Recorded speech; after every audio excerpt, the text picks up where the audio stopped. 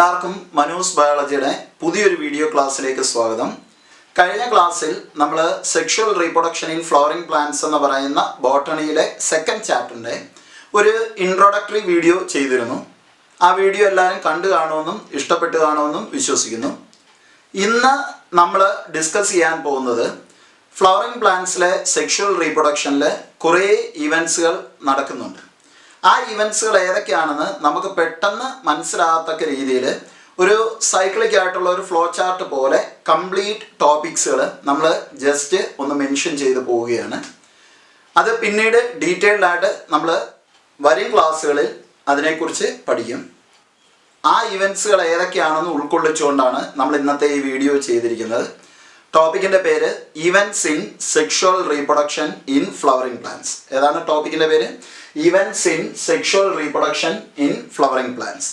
Okay, അപ്പം ഒരിക്കൽ കൂടി എല്ലാവരെയും എൻ്റെ ഈ വീഡിയോ ക്ലാസ്സിലേക്ക് ഞാൻ സ്വാഗതം ചെയ്തുകൊള്ളുന്നു. നമുക്ക് ഈ ചാപ്റ്ററിനകത്ത് പഠിക്കാനുള്ള കംപ്ലീറ്റ് ടോപ്പിക്കിനെ നമ്മൾ വളരെ സിംപ്ലിഫൈഡ് ഫോമിൽ ഒരു ചാർട്ടായിട്ടൊന്ന് പറയുകയാണ്. കാരണം നമുക്ക് അങ്ങോട്ട് അപ്പോൾ ഓർഡറിൽ ആ ടോപ്പിക്കുകളെല്ലാം ഓർമ്മയിൽ നിൽക്കാനൂടെ വേണ്ടിയാണ്. കഴിഞ്ഞ വർഷം നമ്മൾ പ്ലാന്റ് കിങ്ഡത്തിനകത്ത് ലൈഫ് സൈക്കിൾ ഓഫ് ആൻജിയോസ്പേം എന്ന് പറയുന്നൊരു ടോപ്പിക്ക് പഠിച്ചിരുന്നു. ഓർമ്മ കാണുമായിരിക്കും, ഒരു ഡയഗ്രം ഒക്കെ ഉണ്ടായിരുന്നു പ്ലാന്റ് കിങ്ഡത്തിൻ്റെ ലാസ്റ്റിൽ. അപ്പം ആ ഡയഗ്രം തന്നെയാണ് ഞാനിവിടെ സ്റ്റേറ്റ്മെൻ്റ് ആയിട്ട് എഴുതി, അതായത് ആ വേർഡ് എഴുതി, പടമായിട്ടല്ല, ഒരു വേർഡ് എഴുതി ചാർട്ടായിട്ട് ഇങ്ങനെ വരച്ചു വെച്ചേക്കുന്നത്. അപ്പം കേൾക്കുമ്പോൾ മനസ്സിലാവും നമുക്ക് ഈ ചാപ്റ്ററിനെ ഒന്ന് സിംപ്ലിഫൈഡ് ഫോമിൽ ഈ ഒരു ഡയഗ്രമായിട്ട് റെപ്രസെൻറ്റ്. അപ്പം നമ്മൾ ടോപ്പിക്കിൻ്റെ പേര് just life cycle of flowering plants എന്ന് കൊടുക്കുക. ഏതാണ് life cycle of flowering plants അല്ലെങ്കിൽ ആൻജിയോസ്പേം. അപ്പോൾ ആദ്യം നമുക്കറിയാം, ഏതൊരു പ്ലാന്റ് ഫോം എടുത്താലും അതിനകത്ത് രണ്ട് ബോഡി ഫോംസുകളുണ്ട് അല്ലേ, രണ്ട് രൂപങ്ങളുണ്ടെന്നാണ് നമ്മൾ പറയുന്നത്. ഒന്ന് ഡിപ്ലോയിഡ് ആയിട്ടുള്ള ഒരു പ്ലാന്റ് ബോഡിയും ഒന്ന് ഹാപ്ലോയിഡ് ആയിട്ടുള്ള ഒരു പ്ലാന്റ് ബോഡിയും അല്ലേ. അതിൽ ഡിപ്ലോയിഡ് ആയിട്ടുള്ള പ്ലാന്റ് ബോഡിയെ നമ്മൾ വിളിക്കുന്ന പേരാണ് സ്പോറോഫൈറ്റ് എന്നും, ഹാപ്ലോയിഡ് ആയിട്ടുള്ള പ്ലാന്റ് ബോഡിയെ നമ്മൾ വിളിക്കുന്ന പേരാണ് ഏത്, ഗാമറ്റോഫൈറ്റ് എന്നും അല്ലെങ്കിൽ ഗാമറ്റോഫൈറ്റിക് ഫേസ് എന്നും വിളിക്കും. അതേപോലെ ആൻജിയോസ്പേമിന് ഒരു ഡിപ്ലോയിഡ് ഫേസും ഉണ്ട്, അതേപോലെ തന്നെ ഏത് ഫേസും ഉണ്ട്, ഹാപ്ലോയിഡ് ഫേസും ഉണ്ട്. ഓക്കെ, ഡിപ്ലോയിഡ് ഫേസിനെ നമ്മൾ സ്പോറോഫൈറ്റിക് ഫേസ് എന്ന് വിളിക്കും, ഹാപ്ലോയിഡ് ഫേസിനെ നമ്മൾ ഗാമറ്റോഫൈറ്റിക് ഫേസ് എന്നും വിളിക്കും. ഇവിടെയും എല്ലായിടവും പോലെ തന്നെ ഇവിടെയും ആ ഒരു പേരിൽ തന്നെയാണ് നമ്മൾ വിളിക്കാറുള്ളത്. എന്നാൽ ഓരോ പ്ലാന്റ് ഗ്രൂപ്പ് എടുക്കുന്ന സമയത്ത് ഈ ഡിപ്ലോയിഡ് ഫേസും ഹാപ്ലോയിഡ് ഫേസിൻ്റെയും ഡ്യൂറേഷൻ മാറിക്കൊണ്ടിരിക്കും. ചില പ്ലാന്റ് ഗ്രൂപ്പ്സിനകത്ത് ഡിപ്ലോയിഡ് ഫേസ് ആയ സ്പോറോഫൈറ്റിക് ഫേസ് ആയിരിക്കും പ്രോമിനൻറ്റ് ഫേസ്, ഹാപ്ലോയിഡ് ഫേസ് വളരെ ഷോർട്ടൻ ആയിരിക്കും. ചിലതിനകത്ത് തിരിച്ചുമായിരിക്കും. ചില പ്ലാന്റ് ഗ്രൂപ്പ്സിനകത്ത് ഹാപ്ലോയിഡ് ഫേസ് പ്രോമിനൻറ്റും ഡിപ്ലോയിഡ് ഫേസ് ഷോർട്ടനുമായിരിക്കും. കഴിഞ്ഞ വർഷം നമ്മൾ പ്ലാന്റ് കിങ്ഡത്തിനകത്ത് വിശദമായിട്ടൊക്കെ പഠിച്ചതാണ്. അതിൽ നമ്മുടെ ആൻജിയോസ്പേമിൻ്റെ കേസിലെ പ്രോമിനൻ്റ് ആയിട്ട് കാണുന്ന ഫേസ് എന്ന് പറഞ്ഞാൽ ഡിപ്ലോയിഡ് ആണ്. ഏത് ഫേസ് ആണ്? ഡിപ്ലോയിഡ്. അതുകൊണ്ട് ആൻജിയോസ്പേമിൻ്റെ പ്ലാന്റ് ബോഡി ഏതാണെന്ന് ചോദിച്ചാൽ നമ്മൾ എഴുതി വെക്കുന്ന ഏതാണ്? ഡിപ്ലോയിഡ് ആയിട്ടുള്ള സ്പോറോഫൈറ്റ് എന്നാണ് പറയുന്നത്. മനസ്സിലായി? അതായത് നമ്മുടെ ഈ ചുറ്റുപാട് കാണുന്ന ഫ്ലവറിംഗ് പ്ലാന്റ്സിൽ ഇലയും തണ്ടും വേരും പൂക്കളും ഒക്കെ ഉൽപ്പാദിപ്പിക്കുന്ന ആ ശരീരം എന്ന് പറഞ്ഞാൽ ഏതാണ്? സ്പോറോഫൈറ്റിക് പ്ലാന്റ് ബോഡിയാണ്, അത് ഡിപ്ലോയിഡ് ആണ്. മനസ്സിലായി? അതാണ് അവനെ സംബന്ധിച്ചിടത്തോളം അവൻ്റെ പ്രോമിനൻറ്റ് പ്ലാന്റ് ബോഡി. ക്ലിയർ ആയല്ലോ കാര്യം പറഞ്ഞേ? അത് വെച്ചിട്ടാണ് നമ്മൾ ലൈഫ് സൈക്കിൾ സ്റ്റാർട്ട് ചെയ്യുന്നത്. അപ്പം അങ്ങനെ റൂട്ടും സ്റ്റെമ്മും ലീഫും ഒക്കെ ഉള്ള സ്പോറോഫൈറ്റിൽ നിന്നാണ് ലൈഫ് സ്പാൻ സ്റ്റാർട്ട് ചെയ്യുന്നത്. ഓക്കെ, അങ്ങനെ ഇരിക്കുന്ന സ്പോറോഫൈറ്റ് നമുക്കറിയാം ആൻജിയോസ്പേമിൻ്റെ കേസ് കഴിഞ്ഞ വർഷമേ പഠിച്ചാണ്. ആൻജിയോസ്പേമിൻ്റെ കേസിലെ സ്പോറോഫൈറ്റ് എന്ന് പറഞ്ഞാൽ സ്പോറിനെയാണ് പ്രൊഡ്യൂസ് ചെയ്യുന്നത്. ആ ശരീരം ആരെയാണ് പ്രൊഡ്യൂസ് ചെയ്യുക? സ്പോറിനെയാണ്, സ്പോറോഫൈറ്റ് എന്ന് പറയുമ്പം. അപ്പോൾ ആ സ്പോറിനെ പ്രൊഡ്യൂസ് ചെയ്യുന്നത് ആൻജിയോസ്പേമിൽ ഒരു പ്രത്യേകതയും കൂടെ ഉണ്ട്. ആൻജിയോസ്പേം രണ്ട് ടൈപ്പിലെ സ്പോർട്സിനെ പ്രൊഡ്യൂസ് ചെയ്യുന്നതുകൊണ്ട് നമ്മൾ അവനെ ഒരു പേര് വിളിക്കും ഹെട്രോസ്പോറസ് ആണെന്ന് പറയും. ഏതാണ്? ഹെട്രോസ്പോറസ്. അപ്പം ആൻജിയോസ്പേമിൻ്റെ സ്പോറോഫൈറ്റ് ഡിപ്ലോയിഡ് ആണ്. അത് എന്താണെന്ന് നമ്മൾ പറഞ്ഞത്? ഹെട്രോസ്പോറസ് ആണ്. ഓക്കെ, ആ ഹെട്രോസ്പോറസ് ആയിട്ടുള്ള സ്പോറോഫൈറ്റ് സ്പോറുകളെ പ്രൊഡ്യൂസ് ചെയ്യാൻ വേണ്ടി പ്രൊഡ്യൂസ് ചെയ്യുന്ന സ്ട്രക്ചറാണ് ഏതെന്ന് പറയുന്നത്? ഫ്ലവർ. ഏതാണ്? ഫ്ലവർ. ഇനി അതെങ്ങനെയാണെന്ന് പറഞ്ഞുതരാം. നമ്മൾ പറഞ്ഞു ഇവിടെ ഹെട്രോസ്പോറസ് ആണെന്ന് പറഞ്ഞു. ഹെട്രോസ്പോറസ് ആകുമ്പോൾ രണ്ട് ടൈപ്പിലെ സ്പോറിനെ പ്രൊഡ്യൂസ് ചെയ്യും. ഒന്നൊരു ചെറിയ സ്പോറും ഒന്നൊരു വലിയ സ്പോറും. ഓക്കെ, ചെറിയ സ്പോറിനെ നമ്മൾ വിളിക്കുന്ന പേരാണ് ഇത് മൈക്രോസ്പോർ, അല്ലെങ്കിൽ നമ്മൾ ജനറൽ ആയിട്ട് അവനെ ഒരു പേര് വിളിക്കും പോളൻ ഗ്രെയിൻ. ഏത് പേര് വിളിക്കും? Pollen grains. ഏതാണ്? ചെറിയ സ്പോറിനെ നമ്മൾ വിളിക്കുന്ന പേര് ഏതാണെന്ന് പറയാം? മൈക്രോസ്പോർസ് എന്ന് വിളിക്കും. ഏത് പേര് വിളിക്കും? Microspores or otherwise called as pollen grains. Okay, അത് ഹാപ്ലോയിഡ് ആണ്. അതേപോലെ വലിപ്പം കൂടിയ ഒരു സ്പോറിനെ പ്രൊഡ്യൂസ് ചെയ്യാൻ നമ്മൾ വിളിക്കുന്ന പേരാണ് ഇത് മെഗാസ്പോർസ്. ഏതാണ്? മെഗാസ്പോർസ്. ക്ലിയർ? നമുക്കറിയാം ഒരു സ്പോറിന് ഹാപ്ലോയിഡ് ആയിട്ടുള്ള ഈ രണ്ട് സ്പോറിനെ പ്രൊഡ്യൂസ് ചെയ്യണമെങ്കിൽ ഒരു ഡിപ്ലോയിഡ് ആയിട്ടുള്ള മദർ സെല്ലിൽ നിന്നാണ് അതിനെ പ്രൊഡ്യൂസ് ചെയ്യുന്നത്. V call that mother cell as spore mother cell എന്ന് ജനറൽ ആയിട്ട് വിളിക്കും. മൈക്രോസ്പോർസിനെ തരുന്ന ഡിപ്ലോയിഡ് ആയിട്ടുള്ള മദർ സെല്ലിനെ നമ്മൾ വിളിക്കും മൈക്രോസ്പോർ മദർ സെൽ എന്നും, അതേപോലെ മെഗാസ്പോറിനെ തരുന്ന ഡിപ്ലോയിഡ് ആയിട്ടുള്ള മദർ സെല്ലിനെ നമ്മൾ വിളിക്കുന്ന പേരാണ് ഇത് മെഗാസ്പോർ മദർ സെൽ എന്ന് വിളിക്കും. ഏത് പേര് വിളിക്കും? Megaspore mother cell. ക്ലിയർ ആയ കാര്യം പറഞ്ഞേ. ഈ രണ്ട് മദർ സെൽസിനും മിയോസിസ് നടന്നിട്ടാണ് ഹാപ്ലോയിഡ് ആയിട്ടുള്ള അതാത് സ്പോറുകളെ പ്രൊഡ്യൂസ് ചെയ്യുന്നത്. That means microspore mother cell undergo meiosis and produce microspores or pollen grain, while megaspore mother cell undergo meiosis and produce megaspores. Okay, clear? Doubt illano? നമുക്കറിയാം സ്പോർട്സിനെ produce ചെയ്യുന്ന ഒരു സഞ്ചി പോലത്തെ വസ്തുവിനാണ്. Sac like സ്ട്രക്ചറിനുള്ളിലാണ് സാധാരണ എന്തിനെ പ്രൊഡ്യൂസ് ചെയ്യുക? സ്പോർട്സുകൾ. Microspore mother cell ഇരിക്കുന്ന അല്ലെങ്കിൽ മൈക്രോസ്പോർട്സിനെ പ്രൊഡ്യൂസ് ചെയ്യുന്ന മൈക്രോസ്പോർ മദർ സെൽ ഇരിക്കുന്ന അതേപോലെ ഒരു സഞ്ചിക്കുള്ളിലാണ്. പക്ഷെ സഞ്ചിയുടെ വലിപ്പം സ്പോർട്സ് ചെറുതായതുകൊണ്ട് സഞ്ചിയുടെ വലിപ്പവും ചെറുതാണ്. So we call that sporangium as microsporangium. Sac like സ്ട്രക്ചറിനെ നമ്മൾ വിളിക്കുന്ന പേര്, സ്പോറിനെ പ്രൊഡ്യൂസ് ചെയ്യുന്ന സാക്ക് ലൈക്ക് സ്ട്രക്ചറിനെ നമ്മൾ വിളിക്കുന്ന പേരാണ് ഇത് സ്പൊറാഞ്ചിയം. ഏത് പേര് വിളിക്കും? സ്പൊറാഞ്ചിയം. അതുകൊണ്ട് ഇവിടെ ഉണ്ടാകുന്ന സ്പോർട്സ് വളരെ ചെറിയ സ്പോറായ മൈക്രോസ്പോറിനെ പ്രൊഡ്യൂസ് ചെയ്യുന്ന സ്മോളർ സാക്കിനെ നമ്മൾ വിളിക്കുന്ന പേരാണ് ഇത് മൈക്രോസ്പൊറാഞ്ചിയം. ഏത് പേര് വിളിക്കും? മൈക്രോസ്പൊറാഞ്ചിയം. അതേപോലെ മെഗാസ്പോർ മദർ സെല്ലിനെ ക്യാരി ചെയ്യുന്ന വലിപ്പം കൂടിയ സ്പൊറാഞ്ചിയം, അതായത് മെഗാസ്പോറിന് വലിപ്പം കൂടുതലായതുകൊണ്ട് സ്പൊറാഞ്ചിയത്തിനും വലിപ്പം കൂടുതലായിരിക്കും. ആ സ്പൊറാഞ്ചിയത്തിനെ നമ്മൾ വിളിക്കുന്ന പേരാണ് ഇത് മെഗാസ്പൊറാഞ്ചിയം. ഏത് പേര് വിളിക്കും? മെഗാസ്പൊറാഞ്ചിയം. ആൻജിയോയിൽ അതിനെ മറ്റൊരു പേരോട് വിളിക്കും. ആൻജിയോസ്പേമിൽ നമ്മൾ അവനെ വിളിക്കുന്ന മറ്റൊരു പേരുണ്ട് ഓവ്യൂൾ. ഏത് പേര് വിളിക്കും? ഓവ്യൂൾ. മെഗാസ്പൊറാഞ്ചിയത്തിനെ വിളിക്കുന്ന പേര് ഏതാണെന്ന് പറയും? ഓവ്യൂൾ. ക്ലിയർ?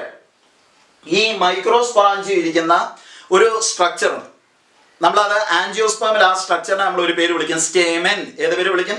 സ്റ്റേമൻ. സ്റ്റേമനിലാണ് ആര് കാണപ്പെടുന്നത്? മൈക്രോസ്പൊറാഞ്ചിയം. അതേപോലെ മെഗാസ്പൊറാഞ്ചിയം അല്ലെങ്കിൽ ഓവ്യൂൾ ഇരിക്കുന്ന ഒരു സ്ട്രക്ചർ ഉണ്ട്. V call that structure as carpal or pistil. ഏത് പേര് വിളിക്കും? Carpal or pistil. അതും ഡിപ്ലോയിഡ് ആണ്. ഇതുവരെ പറഞ്ഞ ഇത്രയും സ്ട്രക്ചർ സ്പോർ ഒഴികെ ബാക്കി പറഞ്ഞ എല്ലാ സ്ട്രക്ചേഴ്സും ഏതാണ്? ഡിപ്ലോയിഡ് ആണ്. സ്പോറോഫൈറ്റിക് ഫേസ് ആണ്. ഓക്കെ, അങ്ങനെ ഇരിക്കുന്ന സ്റ്റേമന്റെ കൂട്ടത്തിനെ നമുക്ക് ഏത് പേര് വിളിക്കുമെന്ന് അറിയാം? ഏതാണ്? ആൻഡ്രീഷ്യം. ഏത് പേര് വിളിക്കും? ആൻഡ്രീഷ്യം. അതേപോലെ കാർപ്പൽ അല്ലെങ്കിൽ പിസ്റ്റിലിന്റെ കൂട്ടത്തിനെ നമ്മൾ ഏത് പേര് വിളിക്കും? ഗൈനീഷ്യം. ഏത് പേര് വിളിക്കും? ഗൈനീഷ്യം.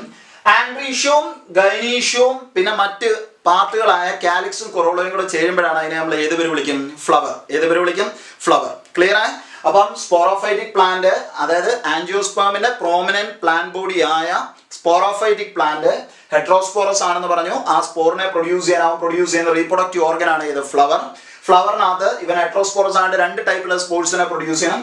അതിൽ ഫ്ലവറിൽ മൈക്രോസ്പോറിനെ പ്രൊഡ്യൂസ് ചെയ്യാൻ അവൻ ആൻഡ്രീഷ്യത്തിനെ പ്രൊഡ്യൂസ് ചെയ്യും, മെഗാസ്പോറിനെ പ്രൊഡ്യൂസ് ചെയ്യാൻ ഗൈനീഷ്യത്തിനെ പ്രൊഡ്യൂസ് ചെയ്യും. ആൻഡ്രീഷ്യത്തിൽ ഒരാളെ സ്റ്റേമൻ എന്ന് വിളിക്കും, ഗൈനീഷ്യത്തിൽ ഒരാളെ നമ്മൾ ഏത് പേര് വിളിക്കും? കാർപ്പൽ. ഏത് പേര് വിളിക്കും? കാർപ്പൽ. സ്റ്റേമനിലാണ് ആര് കാണപ്പെടുന്നത്? മൈക്രോസ്പോറിനെ പ്രൊഡ്യൂസ് ചെയ്യുന്ന ചെറിയ സഞ്ചി പോലത്തെ സ്ട്രക്ചറായ മൈക്രോസ്പൊറാഞ്ചിയം കാണുക. കാർപ്പൽ അല്ലെങ്കിൽ പിസ്റ്റിലാണ് ആര് കാണപ്പെടുക? അതിന്റെ താഴെയായിട്ടാണ് ആര് കാണപ്പെടുക? ഓവ്യൂൾ അല്ലെങ്കിൽ മെഗാസ്പൊറാഞ്ചിയം. മെഗാസ്പോറിനെ തരേണ്ട സാക്ക് ലൈക്ക് സ്ട്രക്ചറായ ഓവ്യൂൾ അല്ലെങ്കിൽ മെഗാസ്പൊറാഞ്ചിയം. മൈക്രോസ്പൊറാഞ്ചിയത്തിനുള്ളിൽ കാണുന്ന മൈക്രോസ്പോറിനെ തരുന്ന ഒരു മദർ സെൽ ഇരിപ്പുണ്ട്. We called it as microspore mother cell. While മെഗാസ്പൊറാഞ്ചിയത്തിനുള്ളിൽ കാണുന്ന മെഗാസ്പോറിനെ തരുന്ന മദർ സെല്ലിനെ നമ്മൾ വിളിക്കുന്ന പേരാണ് ഇത് മെഗാസ്പോർ മദർ സെൽ. ഇതുവരെ പറഞ്ഞ ഇത്രയും സ്ട്രക്ചർ സ്പോറോഫൈറ്റ് തൊട്ട് ഈ മദർ സെൽസ് വരെയുള്ള സ്ട്രക്ചേഴ്സ് ഡിപ്ലോയിഡ് ആണ്.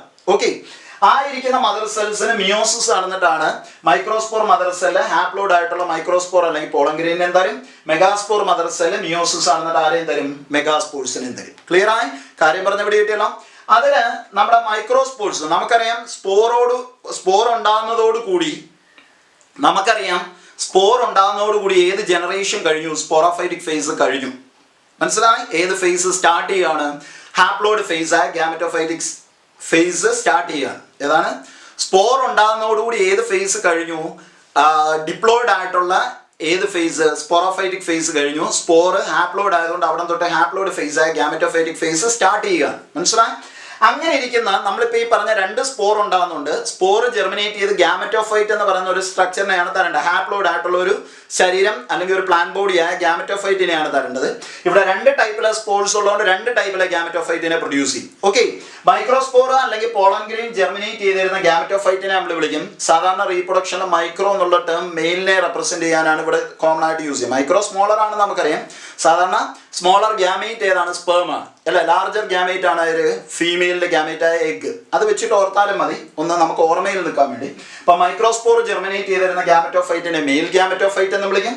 മെഗാസ്പോർ ജെർമിനേറ്റ് ചെയ്തിരുന്ന ഗ്യാമറ്റോഫൈറ്റിനെ നമ്മൾ ഫീമെയിൽ ഗ്യാമറ്റോഫൈറ്റ് അല്ലെങ്കിൽ എംബ്രിയോ സാക്ക് എന്ന് വിളിക്കും. Both the gametophytes are haploid. രണ്ട് ഗ്യാമറ്റോഫൈറ്റ് ഏതാണ്? ഹാപ്ലോയിഡ് ആണ്. അപ്പൊ മൈക്രോസ്പോർ മെയിൽ ഗ്യാമറ്റോഫൈറ്റിനെ തരും ഹാപ്ലോയിഡ് ആയിട്ടുള്ള മെഗാസ്പോർ ഹാപ്ലോയിഡ് ആയിട്ടുള്ള ഫീമെയിൽ ഗ്യാമറ്റോഫൈറ്റിനെ തരും. അതിനെ നമ്മൾ മറ്റൊരു പേരോട് വിളിക്കും. Female gametophyte of angiosperm is called as embryo sac. ഏത് പേര് വിളിക്കും? Embryo sac. ക്ലിയർ? നമുക്കറിയാം ഗ്യാമറ്റോഫൈറ്റ് ഉണ്ടായാൽ അത് മെച്യൂർ ആയി കഴിയുമ്പോൾ അതിനകത്ത് അതാത് ഗ്യാമേറ്റുകളെ പ്രൊഡ്യൂസ് ചെയ്യും അല്ലെ. ഗ്യാമറ്റോഫൈറ്റ് എന്ന് പറയുന്നത് ഗ്യാമേറ്റിനെ പ്രൊഡ്യൂസ് ചെയ്തായിരിക്കും അവൻ റീപ്രൊഡക്ഷൻ നടത്തുക. അപ്പൊ മെയിൽ ഗ്യാമറ്റോഫൈറ്റ് അവന്റെ ഗ്യാമേറ്റ് ആയ സ്പേം അല്ലെങ്കിൽ മെയിൽ ഗ്യാമേറ്റിനെ പ്രൊഡ്യൂസ് ചെയ്യും, വിച്ച് ഈസ് ഹാപ്ലോയിഡ്. ഏതായിരിക്കും? അതെങ്ങനെയായിരിക്കും എന്ന് പറഞ്ഞാൽ അതിന്റെ പ്ലോയിഡ് ഏതായിരിക്കും? ഹാപ്ലോയിഡ്. സ്പേമോ ഹാപ്ലോയിഡ് ആണ്, എഗ്ഗു ഹാപ്ലോയിഡ് ആണ്. ഓക്കെ, അപ്പം മെയിൽ ഗ്യാമറ്റോഫൈറ്റ് ആരെ പ്രൊഡ്യൂസ് ചെയ്യും? ഹാപ്ലോയിഡ് ആയിട്ടുള്ള സ്പേം അല്ലെങ്കിൽ മെയിൽ ഗ്യാമേറ്റിനെ പ്രൊഡ്യൂസ് ചെയ്യും. വൈൽ ഫീമെയിൽ ഗ്യാമറ്റോഫൈറ്റ് ആയ എംബ്രിയോ സാക്ക് ആരെയും പ്രൊഡ്യൂസ് ചെയ്യും. മെച്യൂർ ആകുമ്പം it will produce haploid gamete, egg or ovum അല്ലെങ്കിൽ female gamete. Okay, clear? Doubt ഇല്ലല്ലോ? അപ്പം ഗ്യാമറ്റോഫൈറ്റ് ഉണ്ടായി, അതിനകത്ത് ഗ്യാമേറ്റ്സ് ഉണ്ട്. ഇനി നമുക്കറിയാം അവിടെ ഗ്യാമേറ്റ്സ് തമ്മിൽ ഫ്യൂസ് ചെയ്യണമെങ്കിൽ ഗ്യാമേറ്റ് ട്രാൻസ്ഫർ എന്ന് പറയുന്ന ഒരു മെക്കാനിസം ഓപ്പറേറ്റ് ചെയ്യണം. രണ്ടുപേരെ ഒരേ സ്ഥലത്ത് എത്തിച്ചു കൊടുക്കണം. We call that event in angiosperm as pollination. അപ്പൊ ഗ്യാമേറ്റ്സുകളെ ഒരേ സ്ഥലത്ത് എത്തിക്കാൻ വേണ്ടി നടക്കുന്ന ഇവന്റ് ഏതാ? ഗ്യാമേറ്റ് ട്രാൻസ്ഫർ ഇവന്റ് ഏതാണെന്നാണ്? പോളിനേഷൻ. ഓക്കെ, പരാഗണം എന്ന് പറയും. ക്ലിയർ ആയി? പോളിനേഷൻ നടന്ന ഗ്യാമേറ്റ് രണ്ടും ഒരേ സ്ഥലത്ത് എത്തിയാൽ അവന്മാർ തമ്മിൽ എന്ത് ചെയ്യും? ഫ്യൂഷനിൽ പങ്കെടുക്കും. We call that fusion, gametic fusion as fertilization. ഏത് പേര് വിളിക്കും? ഫെർട്ടിലൈസേഷൻ. ആൻജിയോസ്പേമിലെ ഫെർട്ടിലൈസേഷൻ നമ്മൾ ഒരു പേര് വിളിക്കും, ഒരു പർട്ടിക്കുലർ നെയിം ഉണ്ട് അതിന്. കാരണം അവിടുത്തെ ഫെർട്ടിലൈസേഷന് ചില പ്രത്യേകതകളുണ്ട്. അതുകൊണ്ട് ആ ഫെർട്ടിലൈസേഷൻ നമ്മൾ വിളിക്കുന്നവരാണ് ഡബിൾ ഫെർട്ടിലൈസേഷൻ. ഏത് പേര് വിളിക്കും? Double fertilisation. ക്ലിയർ ആയി? ഫെർട്ടിലൈസേഷന്റെ റിസൾട്ടന്റ് പ്രോഡക്റ്റ് ഒരാൾ നമുക്കറിയാം ഡിപ്ലോയിഡ് ആയിട്ടുള്ള സൈഗോട്ട് ആണ്. എന്നാൽ ആൻജിയോയിൽ മറ്റൊരാളോട് ഉണ്ടാകുന്നുണ്ട് ട്രിപ്ലോയിഡ് ആയിട്ടുള്ള പെൻ. ഏതാണ്? പെൻ. പ്രൈമറി എൻഡോസ്പേം ന്യൂക്ലിയസ് ഒക്കെ വിളിക്കും, വഴിയെ പറഞ്ഞുതരാം. അപ്പൊ ഡബിൾ ഫെർട്ടിലൈസേഷൻ പ്രോഡക്റ്റ് ആരൊക്കെയാണ്? ഡിപ്ലോയിഡ് സൈഗോട്ടും ട്രിപ്ലോയിഡ് ആയിട്ടുള്ള പെന്നുമാണ്. ക്ലിയർ ആയി? Primary endosperm nucleus. ക്ലിയർ? അങ്ങനെ ഇരിക്കുന്ന സൈഗോട്ട്, ഡിപ്ലോയിഡ് ആയിട്ടുള്ള സൈഗോട്ട് അടുത്ത സ്റ്റെപ്പിൽ എന്തായിട്ട് മാറും? ഡിപ്ലോയിഡ് ആയിട്ടുള്ള മൾട്ടി സെല്ലുലാർ എംബ്രിയോ ആയിട്ട് മാറും. പെൻ എന്ന് പറയുന്ന സ്ട്രക്ചർ എന്തായിട്ട് മാറും? എൻഡോസ്പേം ആയിട്ട് മാറും. അത് ട്രിപ്ലോയിഡ് ആണ്. പെൻ ട്രിപ്ലോയിഡ് ആയിട്ട് ഉണ്ടാകുന്ന എൻഡോസ്പേം ഏതാണ്? Triploid. Okay, endosperm nutritive function ആണ് പെർഫോം ചെയ്യുന്നത്. അത് അവിടെ ഇരുന്നോട്ടെ, പിന്നീട് പറയാം. അങ്ങനെ എംബ്രിയോ ഉണ്ടായി കഴിഞ്ഞാൽ ഉടൻ തന്നെ ഓവ്യൂൾ സീഡായിട്ട് മാറും, ഓവറി എന്തായിട്ട് മാറും? ഫ്രൂട്ട് ആയിട്ട് മാറും. സോ ഡിപ്ലോയിഡ് ആയിട്ടുള്ള സീഡും ഫ്രൂട്ടും അവിടെ പ്രൊഡ്യൂസ് ചെയ്യുന്നു. ക്ലിയർ? ആ സീഡ് വീണ്ടും നമ്മൾ കൊണ്ടുവന്ന് മണ്ണിലിട്ടാൽ വീണ്ടും ആരും മുളച്ചു വരും, പുതിയൊരു സ്പോറോഫൈറ്റിക് പ്ലാന്റ് പ്രൊഡ്യൂസ് ചെയ്യും. ഇതാണ് അതിന്റെ ലൈഫ് സൈക്കിൾ. കാര്യം പറഞ്ഞ പിടി കിട്ടിയല്ലോ. നമ്മൾ ഈ പറഞ്ഞ ആൻജിയോസ്പേമിന്റെ ലൈഫ് സൈക്കിളിനകത്ത് പല പല ഈവൻസുകൾ നടക്കുന്നുണ്ട് അല്ലേ. ആ ഈവൻസുകളെല്ലാം ഓരോ പേരിട്ടാണ് വിളിക്കുക. ആ ഓരോ പ്രോസസ്സിന് ഓരോ പേരുകളുണ്ട്. ഓക്കെ, ആ പേരുകളെ കുറിച്ച് അല്ലെങ്കിൽ ആ ഈവൻസുകളെ കുറിച്ച് അല്ലെങ്കിൽ നമ്മൾ ഈ പറഞ്ഞ പ്രോസസ്സുകളെ കുറിച്ച് വളരെ വിശദമായിട്ട് നമ്മൾ ഏത് ചാപ്റ്ററിനകത്ത് പഠിക്കും? ഇപ്പൊ പഠിക്കാൻ പോകുന്ന ഈ chapter sexual reproduction in flowering പ്ലാന്റ്സിനകത്ത് പഠിക്കും. ഓക്കെ, അപ്പൊ അത് എന്തൊക്കെയാണെന്ന് ഒരു കറക്റ്റ് ഓർഡർ ആയിട്ട് കിട്ടാൻ വേണ്ടിയാണ് നമ്മൾ ഈ ഫ്ലോ ചാർട്ട് വെച്ച് അത് പറഞ്ഞത്. അത് വിശദമായിട്ട് നമ്മൾ ഓരോരോ ടോപ്പിക്കുകളായിട്ട് പഠിക്കാൻ പോവുകയാണ്. അതിന് മുമ്പ് അത് ഏതൊക്കെയാണ് ആ പ്രോസസ്സ് എന്നൊന്ന് അറിഞ്ഞിരിക്കാം.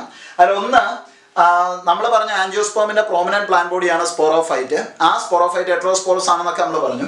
അപ്പൊ അതിനകത്തെ ഫ്ലവറിൽ ആൻഡ്രീഷ്യത്തിനുള്ളിൽ മൈക്രോസ്പോറിനെ, പോളൻ അല്ലെങ്കിൽ മൈക്രോസ്പോറിനെ പ്രൊഡ്യൂസ് ചെയ്യുന്ന മെക്കാനിസത്തിന് നമ്മൾ ഒരു പേര് വിളിക്കും മൈക്രോസ്പോറോജെനിസിസ്. ഏത് പേര് വിളിക്കും? മൈക്രോസ്പോറോജെനിസിസ്. ഓക്കെ, പിന്നെ അതേപോലെ സ്പോറോഫൈറ്റിലെ ഫ്ലവറിലെ ഗൈനീഷ്യത്തിനുള്ളിൽ ആരെ പ്രൊഡ്യൂസ് ചെയ്യുന്ന മെഗാസ്പോറിനെ പ്രൊഡ്യൂസ് ചെയ്യുന്ന ഇവന്റിനെ നമ്മൾ മറ്റൊരു പേരിട്ട് വിളിക്കും മെഗാസ്പോറോജെനിസിസ്. ഏത് പേര് വിളിക്കും? മെഗാസ്പോറോജെനിസിസ്. ഓക്കെ, പിന്നെ അതേപോലെ തന്നെ നമുക്കറിയാം സ്പോർ ഉണ്ടായാൽ സ്പോർ പിന്നീട് എന്തായിട്ട് മാറും? ഹാപ്ലോയിഡ് ആയിട്ടുള്ള സ്പോർ ഹാപ്ലോയിഡ് ആയിട്ടുള്ള പ്ലാന്റ് ബോഡിയായ ഗ്യാമറ്റോഫൈറ്റിനെ തരും. അങ്ങനെ മൈക്രോസ്പോർ അല്ലെങ്കിൽ പോളൻ ഗ്രെയിൻ ആരെ തരിക?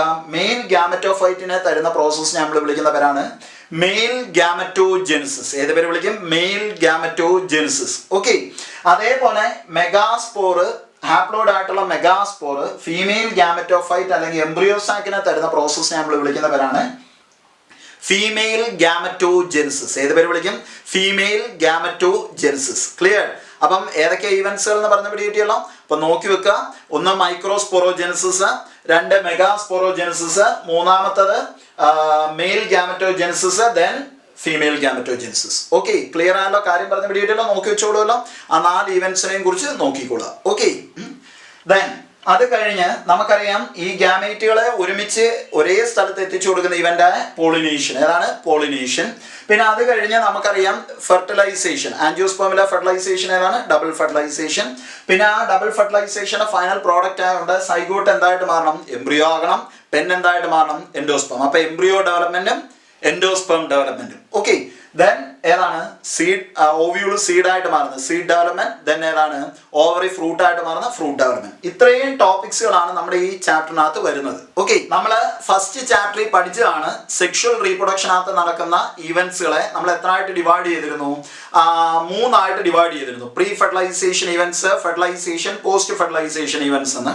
അതിൽ നമ്മുടെ ഈ സെക്ഷൽ റീപ്രൊഡക്ഷൻ ഇൻ ഫ്ലവറിംഗ് പ്ലാന്റ്സിൽ നമ്മുടെ പ്രീ ഫെർട്ടിലൈസേഷൻ ഈവൻസും അല്ലെങ്കിൽ സ്ട്രക്ചേഴ്സും, പ്രീ ഫെർട്ടിലൈസേഷൻ ഈവൻസ് ആൻഡ് സ്ട്രക്ചേഴ്സിൽ പെടുന്ന ആൾക്കാർ ഏതൊക്കെയായിരിക്കും? നമ്മൾ ഈ പറഞ്ഞതിനകത്ത് ഏതൊക്കെ പെടും?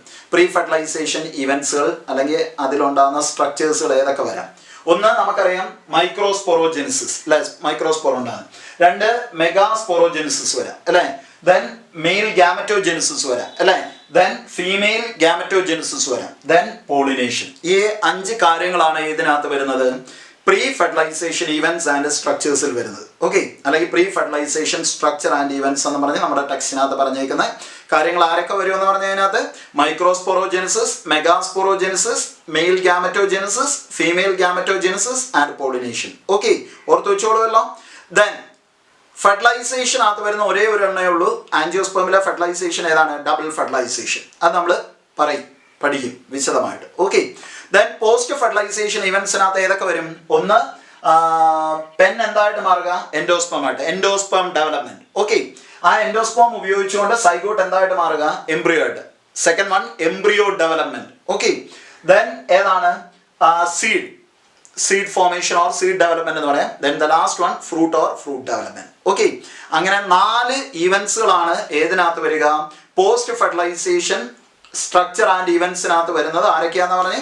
ഒന്ന് endosperm development or endosperm. Then ഏതാണ്? Embryo development or embryo.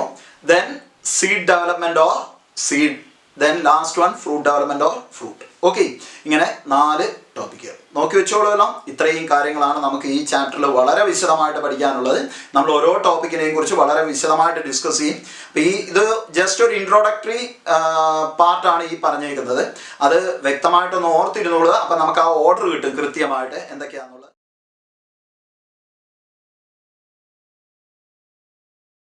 അപ്പം നമ്മളിപ്പോൾ പറഞ്ഞ ഫ്ലവറിംഗ് പ്ലാന്റ്സിലെ സെക്ഷൽ റീപ്രൊഡക്ഷനിലെ ഈവൻസുകളാണ് പല പല ഗ്രൂപ്പുകളായിട്ട് നമ്മളിവിടെ കാറ്റഗറൈസ് ചെയ്തേക്കുന്നത്. ഓക്കെ. അപ്പം അതിൽ events in sexual reproduction in flowering plants, അതിലൊന്നാമത്തെ പ്രീ ഫെർട്ടിലൈസേഷൻ ഈവൻസ്, അതായത് ഫെർട്ടിലൈസേഷന് മുമ്പ് നടക്കുന്ന ഇവൻസുകളും സ്ട്രക്ചറുമാണ് നമ്മൾ പറയാൻ പോകുന്നത്. അപ്പം pre fertilization events, structures and events ഏതൊക്കെയാണ്? ഒന്ന് microsporogenesis, then megasporogenesis, then male gametogenesis, then female gametogenesis, and then last one pollination and its associated events. Okay. അതേപോലെ രണ്ടാമത്തെ ഫെർട്ടിലൈസേഷൻ, രണ്ടാമത്തെ ഇവന്റ് അതിൽ ആൻജിയോസ്പേമിന്റെ കേസിൽ നടക്കുന്ന ഫെർട്ടിലൈസേഷൻ ഏതാണെന്ന് നമ്മൾ പറഞ്ഞ ഡബിൾ ഫെർട്ടിലൈസേഷൻ. ഓക്കെ. പിന്നെ പോസ്റ്റ് ഫെർട്ടിലൈസേഷൻ ഈവൻസ്, അതായത് ഫെർട്ടിലൈസേഷൻ കഴിഞ്ഞ് നടക്കുന്ന ഈവൻസുകളും അല്ലെങ്കിൽ അവിടെ ഉണ്ടാകുന്ന സ്ട്രക്ചേഴ്സുകളും, അതാണ് post fertilization structures and events. അതിൽ എൻഡോസ്പേം ഡെവലപ്മെന്റ് വരാം, embryo development, fruit development and seed development. Okay. നമ്മളിപ്പോൾ ഈ പറഞ്ഞ ഇത്രയും ടോപ്പിക്കുകളാണ് നമ്മൾ ഈ ചാപ്റ്ററിനകത്ത് ഡീറ്റെയിൽഡ് ആയിട്ട് എക്സ്പ്ലെയിൻ ചെയ്തു പോകുന്നത്. ഓക്കെ.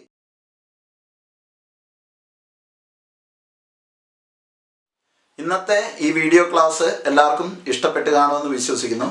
ഇഷ്ടപ്പെട്ടിട്ടുണ്ടെങ്കിൽ എൻ്റെ ചാനൽ സബ്സ്ക്രൈബ് ചെയ്യാനും ഷെയർ ചെയ്യാനും മറക്കാതിരിക്കുക. അടുത്തൊരു പുതിയ വീഡിയോയുമായി കാണുന്നിടം വരെ എല്ലാവർക്കും നന്ദി, നമസ്കാരം.